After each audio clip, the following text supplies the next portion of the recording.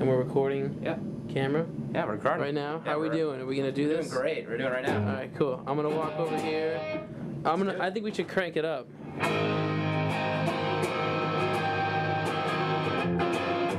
Stand a little further back, you know, enjoy yourself, you know?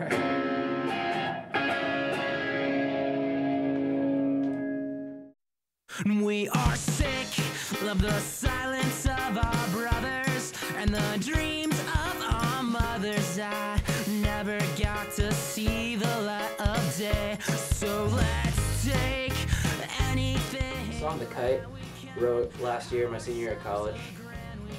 So it's kind of like about how like society has standards for us and has expectations, and how sometimes we don't always meet those expectations, and what like the internal struggle between that, what is expected of you by like your friends and your family, and just everyone around you, and what you really want from yourself, and just kind of like it's like the duality behind like it's like, oh, this is what I want to do, or this is what I'm feeling, but this as opposed to like what everyone else wants me to be doing, or what they're feeling, what I should be doing.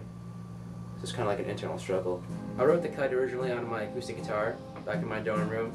That's how I usually wrote most of my songs. They start off with just acoustic chords and lyrics, and they kind of progress further along as the more I get used to them.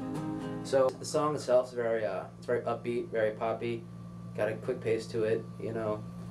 I mean, I guess what I was going for when I wrote the song, I wanted just to write the catchiest song I could, pretty much, while maintaining some kind of like, you know, good content, you know, not just crap, not just filler, but like, I was going for like a really catchy, poppy kind of, I don't want to say throwback, but you know, kind of like an older pop feel to it, more like kind of like the Beatles, kind of like I don't know, like Beach Boys kind of thing.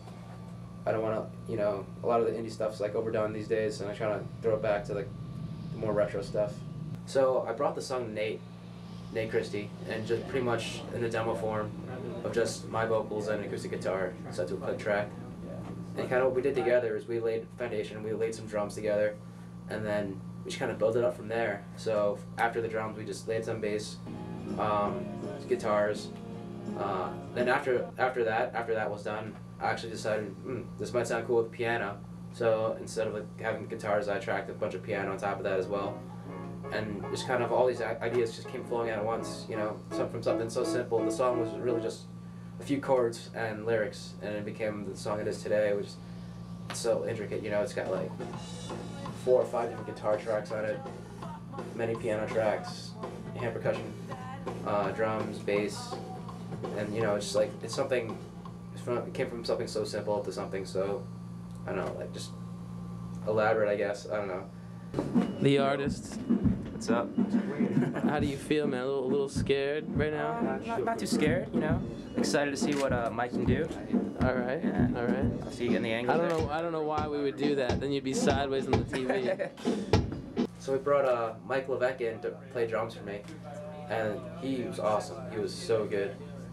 He played drums for David Bowie in the past, and that really impressed me. I'm gonna cut and paste. That's all keepable shit, man. That's all keepable shit. And he was like such a cool guy when he came in. He was so chill, he's down, whatever. And I really didn't, like, I had a vision for what the drums were going to sound like, but I didn't mention anything to him. I just kind of let him do his own thing. And his own thing was like my vision exactly, which was awesome. So like, we kind of like, you know, we kind of like meshed in that sense. And he knew exactly the sound I was going for after listening to my acoustic demos just once. I mean, I just showed him my songs once, and he played through them as if we were in a band together our whole lives. And I thought that was really, really cool.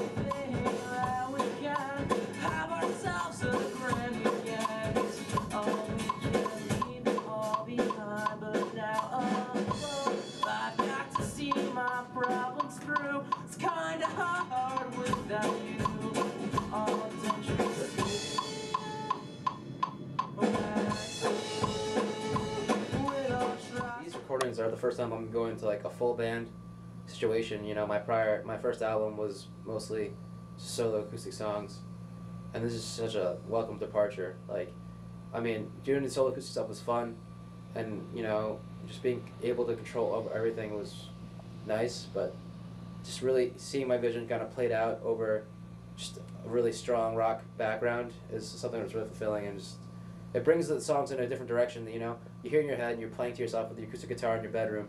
It sounds like one thing, but when you have a full backing band behind you and just produced well, it's just totally different experience.